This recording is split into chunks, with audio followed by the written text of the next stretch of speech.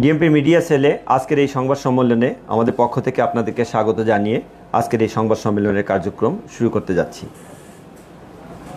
মূলত আজকের যে বিষয়টা, মিরপুরের শেওড়াপাড়ায় যে জোড়া খুন, সেই খুনের ঘটনার রহস্য উদ্ঘাটন, এই বিষয়ে আজকের এই প্রেস ব্রিফিং। আমরা সকলেই জানি যে গত 9 মে 2025 তারিখ মিরপুর থানাধীন এলাকার শেওড়াপাড়ার একটি জোড়া খুনের মতো নৃশংস হত্যাকাণ্ডের ঘটনা ঘটে। উক্ত ঘটনায় আপন দুই বোন মরিয়ম বেগম এবং সুপিয়া বেগম নামে আপন দুই বোন সেই হত্যাকাণ্ডের শিকার হন। ঘটনা সংঘটনের তথ্য প্রাপ্তির সাথে সাথে ডিবিডিএমপির একটি টিম ঘটনাস্থল পরিদর্শন করে এবং ছায়া তদন্তের কার্যক্রম শুরু করে। তদন্তকালীন মূলত আমরা সিসিটিভির ফুটেজ সংগ্রহ করি এবং পারিবারিক কোনো শত্রুতা বা দ্বন্দ্ব থেকে উক্ত ঘটনা সংঘটিত হয়েছে কিনা তা খতিয়ে দেখার জন্য পারিবারিক সদস্যদের জিজ্ঞাসাবাদ এবং আশেপাশের আনুষঙ্গিক যে আলামত সহ জিজ্ঞাসাবাদ, সে কার্যক্রম আমরা অব্যাহত রাখি। ছায়া তদন্তকালীন পরিবারের এক ব্যক্তির অস্বাভাবিক আচরণ আমাদের দৃষ্টিগোচরে আসে। পাশাপাশি সিসিটিভি ফুটেজ পর্যালোচনা করে উক্ত ব্যক্তিকে আমরা সিসিটিভি ফুটেজের মাধ্যমে শনাক্ত করতে সক্ষম হই। অর্থাৎ আমরা যখন তদন্ত কার্যক্রম করি, জিজ্ঞাসাবাদ করি, তখন মনে হচ্ছে উক্ত ব্যক্তি পুলিশি কার্যক্রমের উপর বিশেষ নজরদারি রাখছেন। অর্থাৎ পুলিশ কখন কাকে কি জিজ্ঞাসা করছেন, কোথায় যাচ্ছেন, কোন আলামত সংগ্রহ করছেন, সে বিষয়ের দিকে তার বিশেষ দৃষ্টি ছিল। তো সিসিটিভি ফুটেজ পর্যালোচনায় আমরা দেখতে পাই যে ঘটনার দিন 9 তারিখ 12টা 47 মিনিটের সময় কোনো এক ব্যক্তি একটি হ্যাভারসেক ব্যাগ, খয়েরি রঙের একটি হ্যাভারসেক ব্যাগ নিয়ে জিন্সের প্যান্ট পরিহিত অবস্থায় এবং লাল রঙের একটি টি শার্ট, লাল রঙের একটি ক্যাপ, মুখে মাস্ক পরিহিত অবস্থায় বিল্ডিংয়ের মধ্যে প্রবেশ করে। অতঃপর 1টা 57 মিনিটে উক্ত ব্যক্তিকে ভিন্ন পোশাকে আমরা সিসিটিভি ফুটেজে বের হতে দেখি। অর্থাৎ তার পরনের প্যান্টের রঙটা ভিন্ন ছিল, গায়ের টি শার্টটা ভিন্ন ছিল, মাথার ক্যাপ সঠিক ছিল, মুখে মাস্ক ছিল না। তৎপরবর্তী আমরা যখন নিশ্চিত হই যে উক্ত ব্যক্তিটির নাম গোলাম রব্বানী খান তাজ, সে 14 থেকে 15 বছর বয়সী একটি শিশু এবং সে উক্ত পরিবারের আর এক বোনের, অর্থাৎ যে দুই ব্যক্তি মারা গিয়েছেন তাদের অন্য এক বোনের ছেলে। তারপর আমরা মোবাইল সিডিআরের মাধ্যমে তার অবস্থান শনাক্ত করে আমরা জানতে পারি যে সে পারিবারিক জানাজায় অংশগ্রহণ করার জন্য ঝালকাঠি জেলায় গিয়েছে। আমরা একটি টিম পাঠাই, ঝালকাঠি জেলা থেকে তাকে জিজ্ঞাসাবাদের জন্য আমরা আনি, সাথে তার পরিবারের সদস্যরা থাকে। প্রাথমিকভাবে তাকে জিজ্ঞাসাবাদে সে ঘটনার সাথে সম্পৃক্ততা স্বীকার করে। এখানে ঘটনার নেপথ্যে কী কারণ, সে রহস্য উদ্ঘাটনের জন্য তাকে আমরা ব্যাপকভাবে জিজ্ঞাসাবাদ করি।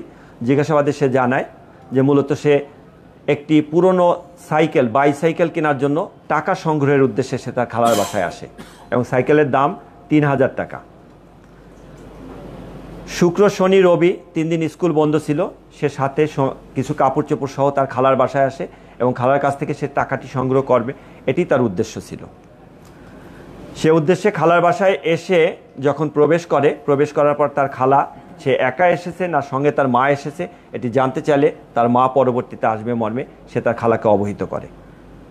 সে তার খালার বাসায় যাওয়ার পর খালা যখন তাকে লেবুর শরবত দিয়ে আপ্যায়ন করার জন্য ডাইনিং টেবিলে চাকু দিয়ে লেবু কাটছিল এবং অন্য আরেক খালা আরেকটি রুমে হাঁড়ি পাতিল এগুলো ধোয়া মোছা করছিল, ঠিক এই মুহূর্তে সে তার খালার লিভিং রুমে ঢুকে সেখান থেকে খালার মানিব্যাগ থেকে টাকা চুরি করে।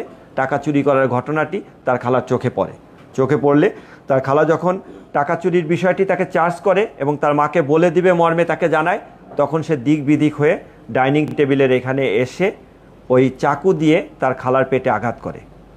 খালার পেটে আঘাত করার পর খালা চিৎকার করে এবং তার কাছ থেকে বাঁচার জন্য যখন তাকে ধাক্কা দেয়, তখন সে উপর্যুপরি আরও কয়েকবার চাকু দিয়ে পেটে আঘাত করে। এক পর্যায়ে তার চিৎকারে তার আর এক খালা অন্য রুম থেকে আসলে সে যখন এই দৃশ্য দেখে, তখন সে চাকু দিয়ে তার ওই খালার পেটেও আঘাত করে এবং রান্নাঘরে ঢুকে পোতা শিল পাটা যেটা, সেটা পোতা এনে প্রথমে ছোট খালার মাথায় আঘাত করে, পরবর্তীতে বড় খালাকে আঘাত করে এক পর্যায়ে কার্যক্রম সমাপ্ত করে সে ওয়াশরুমে গিয়ে তার কাপড় চোপড় এগুলো পরিবর্তন করে এবং সে নিজেকে পরিষ্কার করে ভিন্ন কাপড় পরে সে সেখান থেকে বের হয়ে আসে। বের হয়ে এসে পথে একটি সিএনজি নেয়। সিএনজি নিয়ে এসে যাওয়ার পথে এর ভিতরে সে বাসাটা লক করে চাবি নিয়ে আসে। আসার পর যাওয়ার পথে সে চাবি এবং তার মাথার ক্যাপ ফেলে দেয়। তার বাড়ি শনির আখড়ার ওখানে একটি shopping mall, eastern shopping mall, সেটির 3 তলায় মসজিদের ওয়াশরুমে সে যায়। গিয়ে তার রক্তমাখা কাপড় চোপড় সে ওইখান থেকে যেটা নিয়ে আসে সেটির ভেন্টিলেটর দিয়ে বাইরে ফেলে দেয় মর্মে পুলিশের কাছে স্বীকার করে। অতঃপর সে বাড়িতে গিয়ে তার রক্তমাখা স্যান্ডেল পরিত্যক্ত একটা বাড়ির সামনে ফেলে দেয় মর্মে স্বীকার করে। তার স্বীকারোক্তিমূলক জবানবন্দিতে আমরা রক্তমাখা তার প্যান্ট, শার্ট এবং জুতা এটা উদ্ধার করি।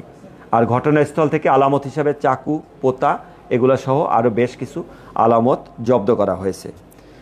এ বিষয়ে একটি নিয়মিত মামলা রুজু হয়েছে। তার খালাতো বোন অর্থাৎ মরিয়ম বেগমের মেয়ে নুসরাত জাহান মিষ্টি বাদী হয়ে থানায় একটি মামলা রুজু করে। উক্ত মামলায় তাকে গ্রেপ্তার দেখানো হয়েছে এবং তাকে যথারীতি আইনের আওতায় সোপর্দ করা হয়েছে। আর অন্য মামলার কার্যক্রম তদন্তাধীন আছে। এই পর্যায়ে এ পর্যায় পর্যন্তই ছিল এটি ঘটনা। তদন্ত চলমান সাপেক্ষে তদন্তের অন্য অগ্রগতির কার্যক্রম পরিচালিত হবে। এখানে উপস্থিত থেকে এই ব্রিফিংয়ে উপস্থিত হওয়ার জন্য আমাদের পক্ষ থেকে পুনরায় আপনাদেরকে ধন্যবাদ এবং কৃতজ্ঞতা জানিয়ে আজকের মতো এখানেই পরিসমাপ্তি করছি। Thank you.